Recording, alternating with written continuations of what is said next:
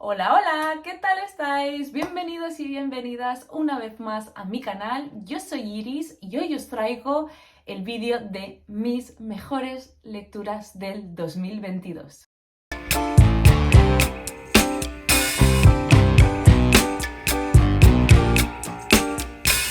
Bueno, este año sí o sí os tenía que traer un top 15 porque ha sido totalmente imposible decantarme por solo 10 o dejar las 5 restantes fuera de este vídeo. Me niego porque he tenido unas lecturas tan buenas que es que tenían que estar aquí, tenían que estar en este vídeo. Obviamente supongo que no hace falta decirlo, pero bueno, estas lecturas son las que a mí me han gustado, es mi opinión personal y ya está. Entonces son lecturas que me han encantado, a vosotros puede ser que no os hayan gustado, pero bueno, yo dentro de mis posibilidades os explicaré qué es lo que me han parecido todas ellas, cuáles fueron pues las emociones y todo lo que sentí al leerlas. Así que nada, obviamente voy a ir de la que menos me gustó a la que más, diciéndoos pues que en total este año he leído 99 libros. Estoy súper contenta porque desde el mes de septiembre tengo muchísimo menos tiempo para leer, solo leo en los trayectos al trabajo. Así que, bueno, estoy muy contenta de haber leído tanto, pero igualmente tampoco es algo que me preocupe realmente. Si leo menos, pues leo menos, me da igual. Mientras yo lo disfrute y mientras lo que lea me guste, pues como si me leo 30 libros al año, me da igual. Así que nada, vamos a empezar. En el número 15 está uno de los clásicos más importantes de la literatura castellana, uno de esos tochos que te imponen leer en el colegio, pero que yo creo que es de los libros que más pereza dan porque realmente no sabes qué esperar de él, y es La regenta de Leopoldo Alas Clarín. ¿Y qué deciros? ¿Qué deciros de este libro? Es un tocho, sí que es cierto, pero a mí personalmente me ha gustado muchísimo. Para quien no conozca esta historia, digamos que la regenta es el Ana Karenina castellano, Madame Bovary, etcétera. Y es que nuestra protagonista, que es Ana Ozores, que también recibe el nombre de la regenta, es una mujer que se casa muy jovencita con un hombre al que no ama y vive totalmente insatisfecha durante su vida hasta que conoce a un hombre que despierta sus pasiones. Y la verdad es que es un libro plagado de personajes. Principalmente lo que creo que el autor quería hacer de este libro es una crítica de la sociedad del siglo XIX, cómo la gente se escudaba en las apariencias, cómo luego le daban la espalda y tomaban a una persona para atacar, ¿no? Cuando todos los demás eran mucho peores que ellas, pero claro, en la oscuridad es una cara que no mostraban. Y no sé, para mí el comienzo de la novela es sublime, me gustó muchísimo la presentación del pueblo, de sus personajes, sublime. Yo creo que es uno de los mejores principios que he leído en mi vida. Sí que es verdad que el relato puede tener pasajes bastante más densos o lentos en los que sientes como que la misma trama no avanza, pero está tan bien escrito este libro, tan bien, es realmente maravilloso cómo está escrito, y la verdad es que, bueno, se merece estar en este vídeo, en este top. En el número 14 también se encuentra un clasicazo de la lengua española, y en este caso es Los Pazos de Ulloa y, por consiguiente, La Madre Naturaleza de Emilia Pardo Bazán. En este caso yo os diría que mi favorita es Los Pazos de Ulloa, que es la que realmente está en este top. Y es que, bueno, me pareció una lectura tan sombría, tan oscura, bueno, brutal. La historia se sitúa en Galicia, en unos pazos donde llegará un sacerdote muy joven, más que nada para ejercer de administrador, y se encontrará con un panorama totalmente desolador. Una casa que se halla en ruinas, que está todo sucio, con un ambiente muy oscuro, muy violento y, bueno, no os cuento más porque realmente creo que es algo que tienes que leer, que tienes que vivir ese ambiente tan sórdido. En cierta manera me recordó un poquito al ambiente que se vive en Cumbres Borrascosas, ¿no? Esa oscuridad, todo como muy tenebroso y que tiene unos personajes totalmente imperfectos, no sé. La verdad es que me gustó muchísimo, además tiene ese castellano antiguo que suena tan bien, que hay gente que obviamente entiendo que no le guste, pero que a mí me resulta muy interesante de leer y bueno, que me encantó. ¿Qué os voy a decir? Soy una enamorada de Emilia Pardo Bazán y esta es su mejor obra y que yo os recomiendo encarecidamente. No quiero ser pesada, pero también en el número 13 se halla una novela española y en este caso es una obra de teatro llamada La Dama del Alba de Alejandro Casona y no sabéis la sorpresa que me llevé yo con este libro. La verdad es que esta me la compré en un Reread, que es una librería de segunda mano, hay muchas por toda Barcelona y en una de ellas pues me encontré esta edición y dije, bueno, Cátedra es una editorial que siempre me llama muchísimo la atención y desconocía totalmente el título de la obra, desconocía el autor, no sabía absolutamente nada. Me dejé llevar por su portada, no sabéis la sorpresa que me llevé. La obra tendrá lugar en un pequeño pueblo de Asturias. Conoceremos a una familia que está muy marcada por el duelo, pues una de las niñas murió ahogada en el río y desde entonces la madre de la familia no levanta cabeza y como que la presencia de esta niña está pues constantemente presente en su vida, no le permite ser feliz, no le permite disfrutar de la vida como antes y la historia estará marcada por la aparición de una mujer que llega a esta casa que, bueno, realmente es la muerte.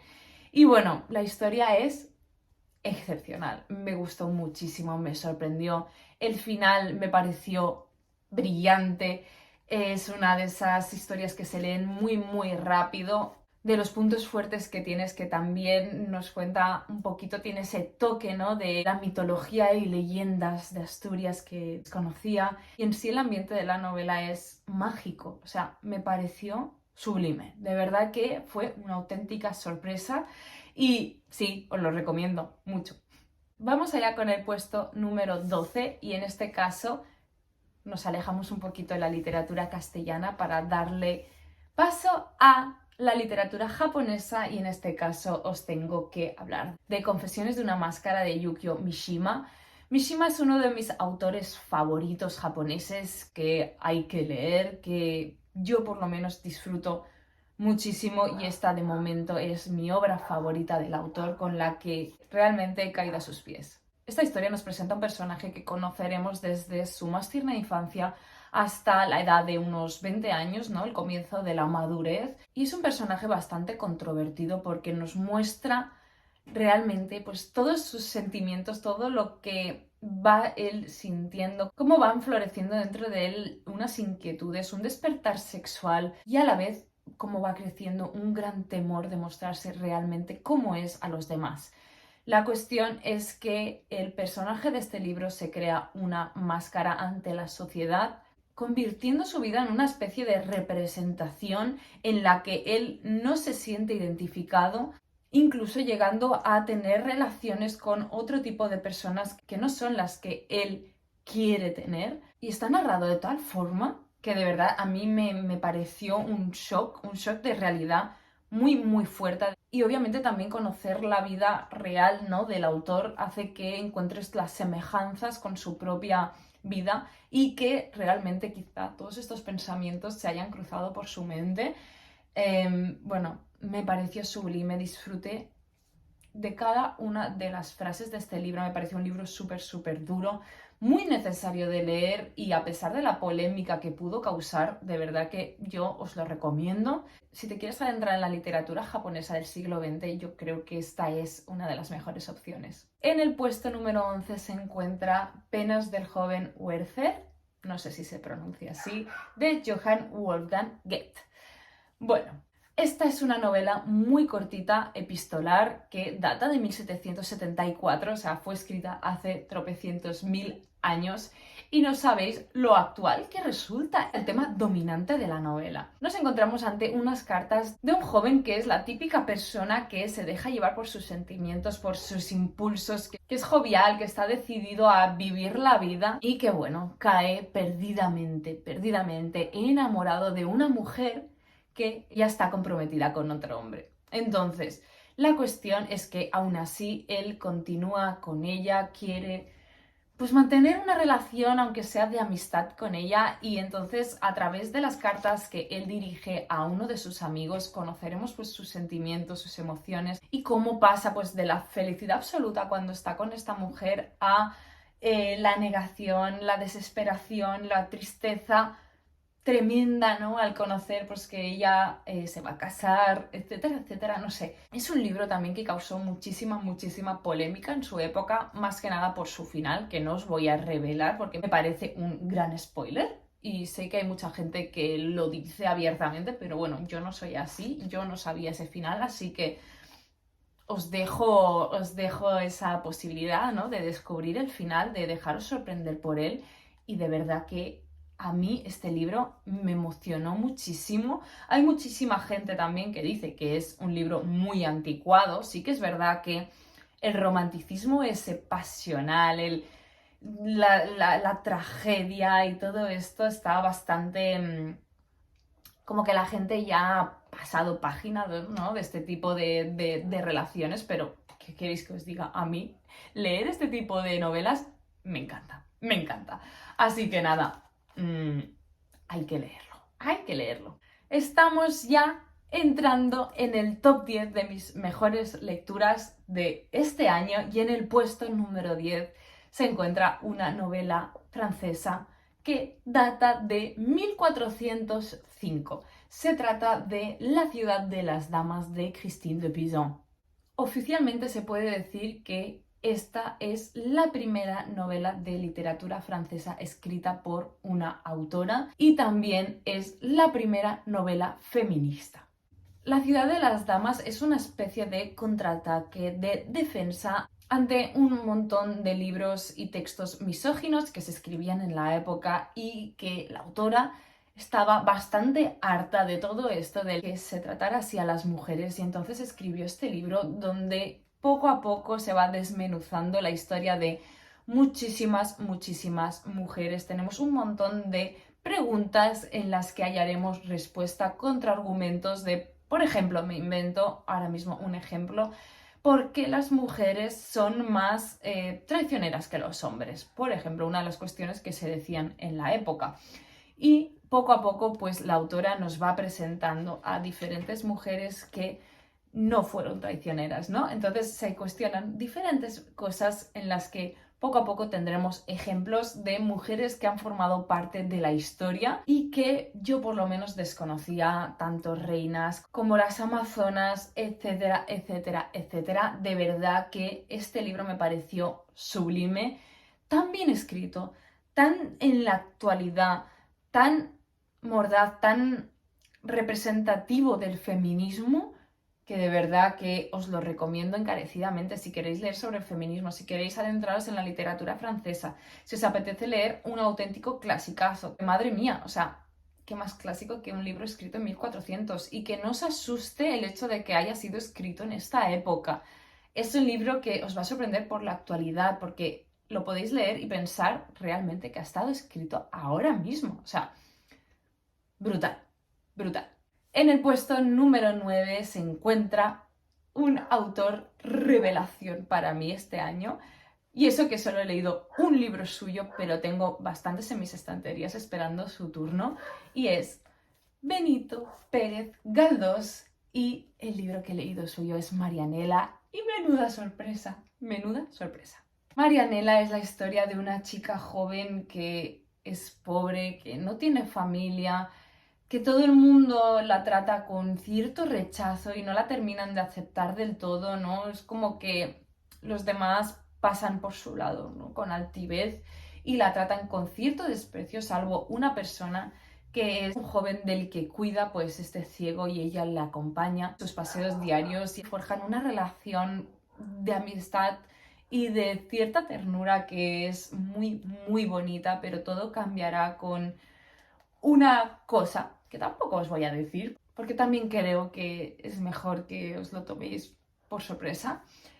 Y bueno, ¿qué deciros de este libro? Es una novela que me pareció tan bonita, tan rompedora, tan bien escrita. El final es de esos que, bueno, te dejan el corazón partido por la mitad, te lo pisotean, te hacen todo lo más horrible del mundo.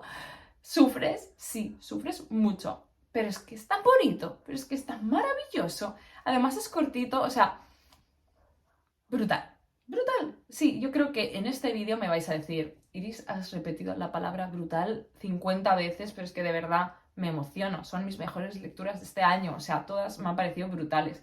Pero esta en especial es de esas rompedoras, es de las que te estrujan el corazón y de las que también te enamoras de una protagonista tan mona, tan...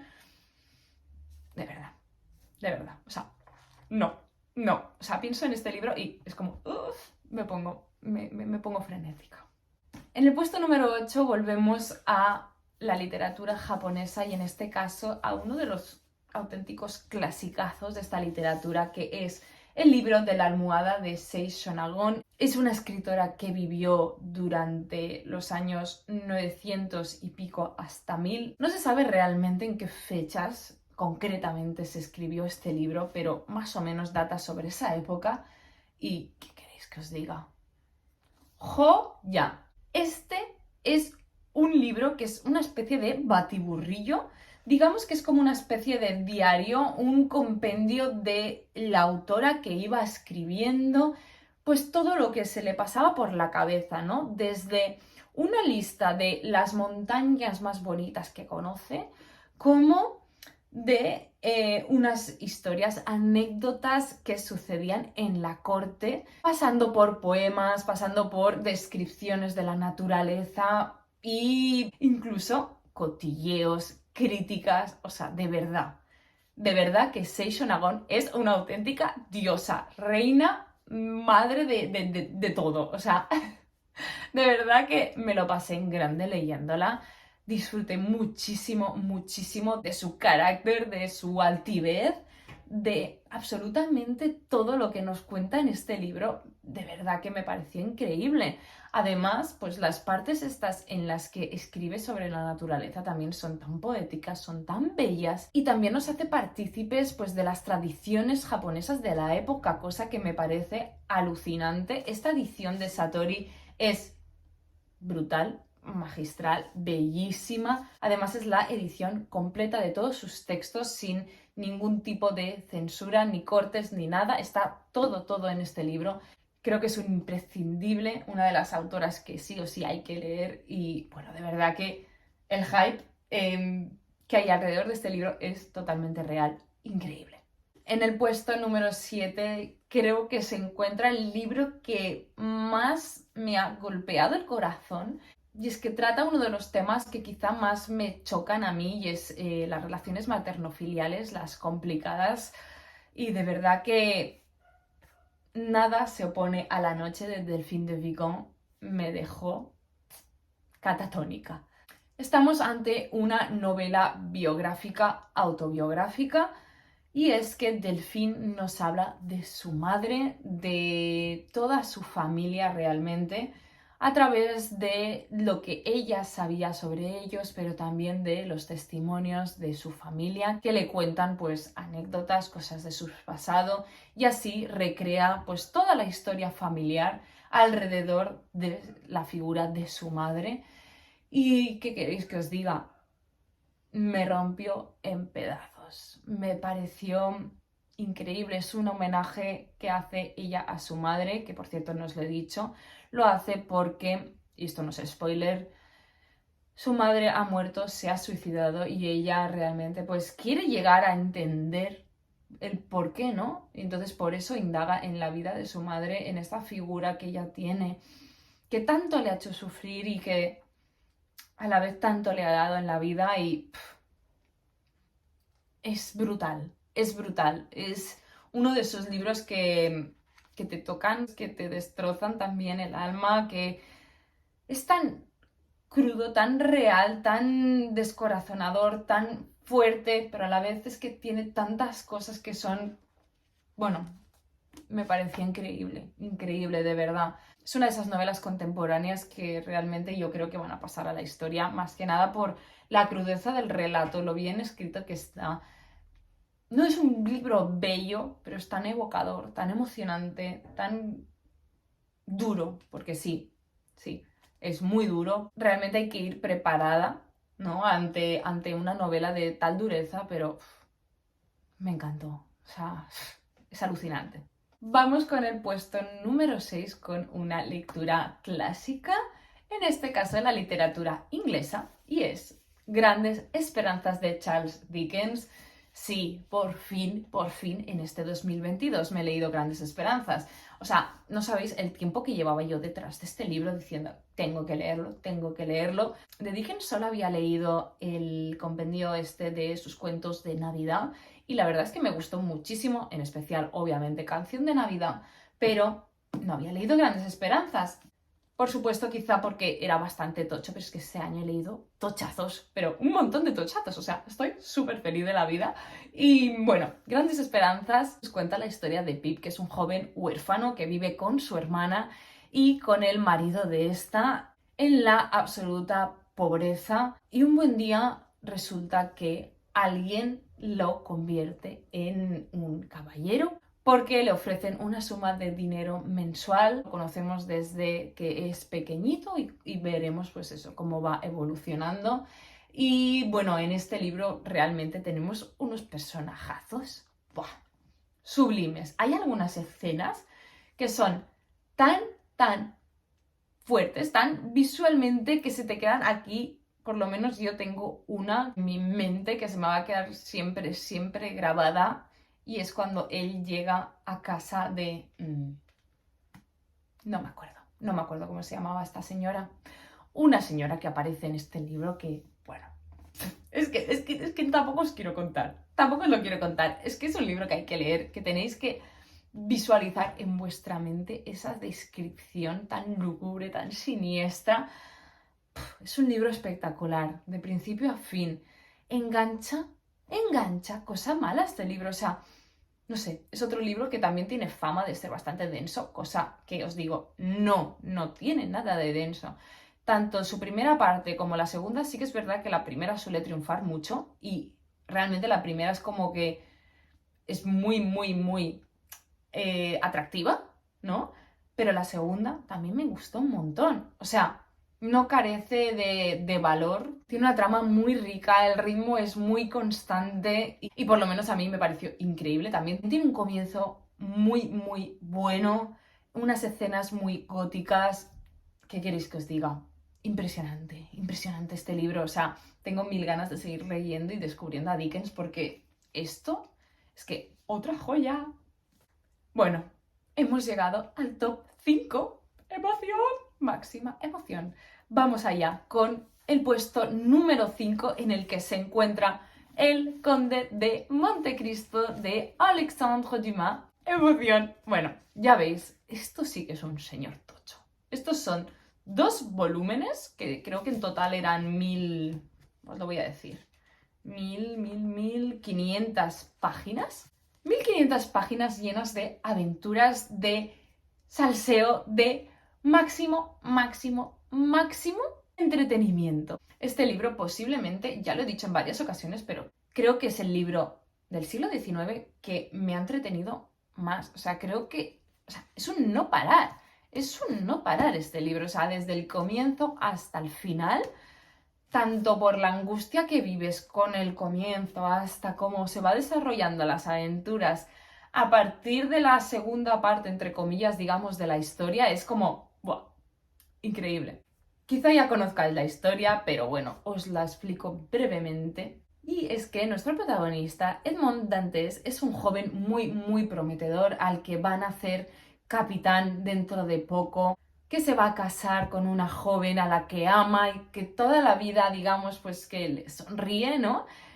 Cuando está a punto de casarse, unas personas que no le quieren el bien, que están celosos de él, le denuncian a la policía y estos pues le detienen, le llevan a un castillo en medio del mar, donde obviamente pues será prisionero y pasará largos años encerrado. Y bueno, ¿qué queréis que os diga? Es una novela de aprendizaje, de venganza, de amor, de lealtad, de amistad. Es que lo tiene todo, de intriga, de crímenes. Es increíble, es increíble. Me lo pasé en grande leyéndolo, y no solo yo, sino también lo leímos en lectura conjunta. Y fue una experiencia muy, muy especial, la verdad. Yo creo que de este libro me voy a acordar toda la vida, porque es que, bueno, que no os dé miedo, que no os dé miedo. O sea, igual que os puedo decir de otros que pueden ser más densos, este es que no tiene nada de denso. Al contrario, además, la narrativa es mucho más sencilla. No es de estas que son bastante más rebuscadas, que se toman como cada frase que es como una obra poética. No, es una narración pues mucho más ligera, mucho más llevadera, y de verdad que os va a sorprender. O sea, es un imprescindible en la literatura francesa que os animo a descubrir. En el puesto número 4 también se encuentra una novela de literatura francesa. En este top hay mucha literatura francesa. Por eso he creado el dinero francés, porque... emoción. Os hablo de Thérèse Raquin de Émile Zola y... ¡buah! ¡Buah! Menuda sorpresota. Menuda sorpresota, de verdad que... brutal. En esta historia tendremos una protagonista llamada Thérèse, que está casada con Camille, un hombre con el que se crió y que al final se vio como bastante obligada, ¿no?, a casarse, más que nada pues por seguir con una vida tranquila, y desde entonces pues vive una vida bastante plana, bastante regular, trabaja en una tienda, no tiene sobresaltos, bueno, es como una cotidianidad que realmente la tiene como fuera de juego. Hasta que un día, pues en una de esas tertulias familiares que hacen, viene un hombre que cambiará todo. Y entonces comenzará una relación que, bueno, desajustará absolutamente todo. Habrá algo que rompa esta monotonía que, bueno, increíble, increíble. Por poneros un ejemplo, este libro me recordó de cierta manera a Crimen y Castigo de Dostoyevsky, más que nada por cómo nos muestra a sus personajes que se quedan totalmente tocados, que son incapaces de seguir adelante, de cómo marca realmente un crimen en unas personas. Y creo que Zola es un maestro, es un auténtico maestro de la literatura. No sabéis cómo está escrito este libro, cómo se describe pues todo lo que sucede en él. O sea, es brutal, es majestuoso, es increíble, es... ¡buah! Maravilloso, maravilloso. Y creo que es una puerta de entrada al autor que os va a sorprender, que os va a gustar muchísimo y que, de verdad, increíble, increíble. Os lo recomiendo de principio a fin. Y en el puesto número 3 se encuentra una de mis escritoras favoritas de la vida, una de las que causan tanto rechazo como amor. Rechazo por su literatura, por su estilo narrativo que no suele conectar con todo tipo de personas, sobre todo en sus novelas de ficción. Y yo os vengo a hablar de Virginia Woolf y de Las olas. Las olas es uno de esos libros que para mí han sido muy reveladores. Es un tipo de literatura, un estilo narrativo muy diferente, súper, súper innovador. Cambia muchísimo en la estructura y todo lo que te puedes esperar de una novela al uso. Es sencillamente poesía pura hecha novela. Un discurso, un diálogo entre pues todos sus protagonistas, los personajes, cómo van enlazándose los diálogos y cómo vamos viendo a la vez las descripciones del movimiento de las olas que vienen y van, que son un reflejo de la vida misma, de los sentimientos, de las emociones, de... bueno, esto es una obra maestra de la literatura. ¿Qué queréis que os diga? Es que está escrito. O sea, tú empiezas el libro, tú lees cada frase y cada frase es de estas para enmarcar, que dices, ¿cómo puede escribir tan bien una persona? ¿Cómo puede ser algo tan bonito? Eso sí, no es un libro para leer en un momento, no es un libro para dedicarle una tarde, porque a pesar de ser cortito, no es para devorar, es para disfrutar, es para deleitarse, ¿no? Poco a poco de una prosa que es bellísima, que es increíble, es algo tan, tan diferente, tan innovador, tan original, que de verdad que yo personalmente creo que este es de mis favoritos. Está en el top con La señora Dalloway, que es el otro que me gustó enormemente de la autora. Y bueno, creo que es una de las mejores novelas que se escribieron en el siglo XX y que por lo menos a mí me ha gustado cosa mala. Ya queda nada para desvelaros cuál ha sido mi mejor lectura de este año, pero primero tenemos que pasar por el puesto número 2 y os diré que esta es la lectura que más meses he tardado en leer. En concreto fueron 7 meses de lectura en los que pasé por unos tramos pues muy diferentes. Hubo momentos en los que tuve que parar la lectura. Bueno, fue una auténtica montaña rusa de emociones, pero obviamente está aquí, está Les Misérables, Los Miserables de Victor Hugo. Y bueno, como os decía, es otro de los tochamens que he leído este año y que me ha parecido...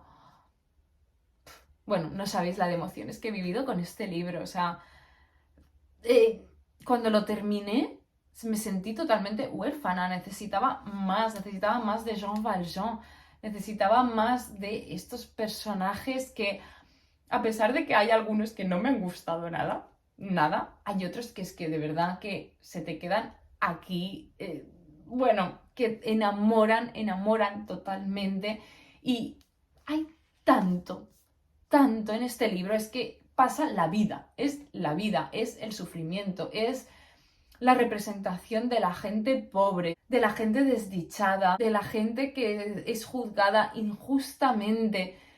Es increíble, es un libro también de aprendizaje donde conoceremos a Jean Valjean, que es un hombre que lo condenan a trabajos forzados durante muchos años, largos años, y eso hace que cuando salga, cuando por fin tenga la libertad, vuelva a caer de una manera desastrosa en otra cosa que le hará huir constantemente, ocultándose de la policía, ocultando su identidad y, bueno, fabuloso. ¿Y por qué he tenido altibajos? ¿Por qué? Pues porque nuestro querido Victor Hugo, aparte de crear una trama armoniosa, preciosa, increíble, una historia para que se quede aquí y aquí de por vida, también nos habla mucho de historia. Nos mete un contexto histórico que en ocasiones puede resultar bastante densito. Densito porque hay algunos pasajes pues que resultan muy interesantes de contexto histórico, pues, pero otros que realmente sientes que lleva 100 páginas hablándote de una cosa que realmente ya no está tan conectado con la trama principal y es como, Víctor, por favor, vuelve, méteme un poquito otra vez en la historia, por favor, quiero seguir leyendo, quiero seguir sabiendo de Cosette, quiero seguir sabiendo qué es lo que está pasando. Y bueno, a pesar de que tiene ciertos fallitos, ¿no? Como hay situaciones como del palo. A ver, ¿cómo puede ser que esto haya sucedido así? O sea, mucha casualidad, ¿no? Y que Jean Valjean en algunas ocasiones parece un superhéroe, ¿no? Pero lo demás es que es tan bueno. Es que yo no puedo con este libro, me pareció sublime, magistral, maravilloso y por eso está en este puesto número 2. Ya para finalizar, en el puesto número 1, el mejor de los mejores, el top de este año es para Tolstoy y Guerra y Paz. No voy a mantenerlo aquí arriba todo el tiempo, así que me lo voy a dejar aquí al ladito porque este pedazo de box set pesa muchísimo y, bueno, sí, otro tocho gigantesco que he disfrutado. Ay, Dios. Y eso que también, como en Los Miserables, también tiene ciertos pasajes que son bastante densos, no os voy a engañar, pero al mismo tiempo tiene unas partes tan brutales. engancha muchísimo, nos habla de la aristocracia rusa, de un montón de personajes, de Napoleón Bonaparte, porque Napoleón forma parte de esta historia y yo acabé de Napoleón hasta aquí. Este es un hombre que yo ya no quiero saber nada más de él, porque al mismo tiempo estaba leyendo El Conde de Montecristo y en El Conde de Montecristo también aparecía, así que acabé de Napoleón, dije, ya basta, Napoleón, fuera de mi vida, personajazo. Pero bueno, la cuestión es que este libro también es la vida, es el transcurrir de la vida, con sus penas, con sus alegrías, con la muerte, con la pobreza, con el amor, con todo, todo. O sea, ¿hay alguien que escriba mejor que Tolstoy? No. O sea, de verdad que para mí es increíble. Increíble este maravilloso escritor. Es, bueno, ya os lo he dicho muchas veces, pero para quien no lo sepa, mi libro favorito de la vida es Ana Karenina, más que nada porque, bueno, fue increíble. Y este me ha gustado muchísimo, muchísimo, pero Ana Karenina para mí es como algo sobrenatural, es como lo mejor de lo mejor. Y realmente Guerra y Paz es un libro que hay que enfrentar con cierto bagaje lector, no os voy a engañar.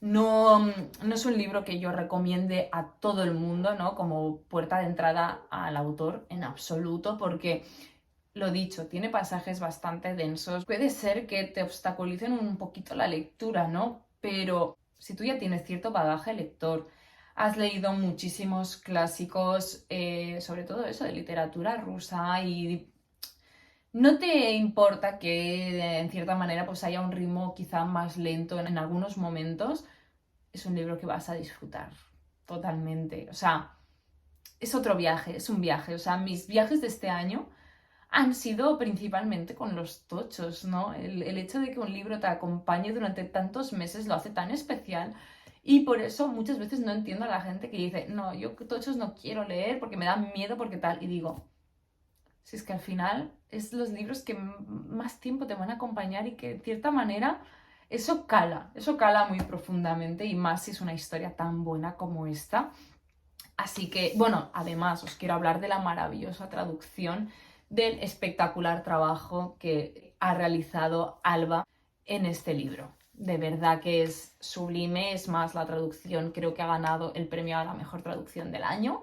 Así que mis felicitaciones por el trabajo y bueno, si tenéis que adentraros en esta historia os la recomiendo enormemente. Y bueno, hasta aquí mi top de mejores lecturas del 2022. Bueno, ha sido un placer compartir con vosotros este vídeo o estos dos vídeos. Realmente no sé si voy a separarlo en dos para que no se os haga todo tan largo, pero bueno, me ha encantado compartir pues con vosotros pues todas mis emociones y sentimientos. Supongo que va a ser un vídeo bastante con altibajos. Y nada, con esto me despido. Contadme en comentarios cuáles han sido vuestras mejores lecturas de este año. Si tenéis una favorita, me la podéis decir. Y aparte también, si habéis leído alguno de todos estos libros, también me podéis dar vuestra sincera opinión. No pasa nada, estamos aquí para debatir si hay alguno que no os haya gustado en absoluto. Y bueno, hasta aquí el vídeo de hoy. Espero que os haya gustado y nos vemos en un próximo vídeo. ¡Chao!